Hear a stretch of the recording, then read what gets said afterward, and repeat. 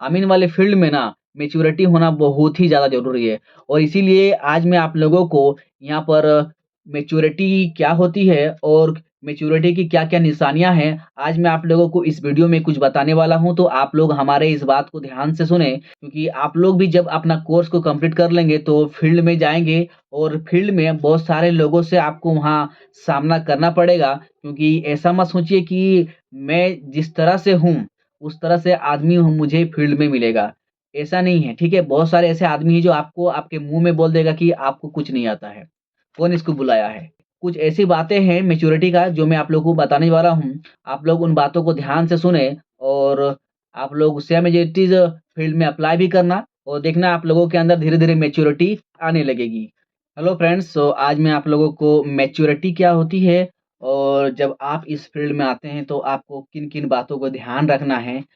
आज मैं आप लोगों को इसी के टॉपिक के ऊपर बात करने वाला हूँ कि परिपक्वता की निशानी क्या-क्या होती है और जब आप लोग फील्ड में जाएँगे ना तो किन-किन बातों को ध्यान में रखना है। तो सबसे पहला नंबर बात है कि छोटी-छोटी बातें उत्तेजित नहीं करती है और किसी की भी बातें सुनकर तुरंत प्रतिक्रिया देने के बजाय उसके बारे में पूर्णतः एक बार सोचते हैं। और दूसरा नंबर की बातें हैं कि बाहर घूमना-फिरना, पार्टी में मौज-मस्ती करना, इन सब के बजाय उसको सबसे अच्छा अपने घर में सुकून से रहना अच्छा लगता है।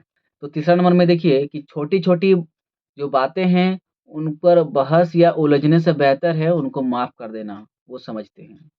और चौथा नंबर की जो बात है वो है कि पहली मुलाकात में किसी के बारे में राय नहीं बनाते हैं, ठीक है? कि फर्स्ट मुलाकात में किसी आदमी से मिले और थोड़ी ही मुलाकात में उनको समझ लिए कि नहीं फलाना आदमी ऐसा है, वैसा है, बट वो उस तरह से निकलता नहीं है, ठीक है?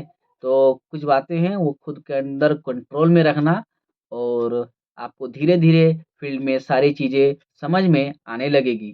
ठीक, और इसी तरह से जो 5वाँ नंबर की जो बात है उसको भी सुन लीजिए कि बिना वजह किसी के भी झगड़े में पड़ने से अच्छा है आप वहाँ पर शांत रहें या फिर वहाँ से आप हट जाइए, ठीक है? किसी के भी झगड़े में बिना वजह ना पड़े, वरना आपको ही नुकसान हो सकता है। और छठा नंबर की जो बात है वो है कि उम्र और अनुभव के अनुसार आपका सोचने का जो दायरा है वो बढ़ जाता है, ठीक है? जैसे-जैसे आपका फील्ड में अनुभव होगा, आपका सोचने, समझने और लोगों को देखने का नज़रिया भी आपका बढ़ जाएगा, ठीक है? ये सारी चीज़ें आप पर परफेक्ट होने लगेगी। बस आप खुद को संयम बना के रखना। उसके बाद 7वाँ नंबर में आता है कि किसी से सहानुभूति या प्रेम की उम्मीद कम ही रहती है। ये 7 चीज़ें मैंने आप लोगों को एक मैच्योरिटी पर्सन के अंदर होनी चाहिए, होने तो बहुत सारी चीज़ें होनी चाहिए, ठीक है? आमीन वाले फील्ड में आपको मैच्योर होना बहुत ही ज़्यादा ज़रूरी है, क्योंकि आप फील्ड में जाएँगे और लोग आपसे सवाल करेंगे और अगर आप उनके सवालों का, ठीक है, सही-सही जवाब ना दे पाएँ और कहीं-कहीं अगर मान के चलो खुद ही आप बोलते जा रहे हैं, तो लोग सोचेंगे कि ये बहुत ज़्यादा बोलता है, ओवर स्मार्ट बनता है। फील्ड में आप लोगों को ओवर स्मार्ट नहीं बनना है। जो आपको काम दिया जाए बस उसी काम के ऊपर फ़ोकस करना है और 100% एक्यूरेसी के साथ काम करने की पूरा-पूरा कोशिश करना, ठीक है? कोई भी इंसान परफेक्ट नहीं होता इस लाइन में। जितना आप काम करते जाएँगे, उतना आप सीखते जाएँगे। ठीक है?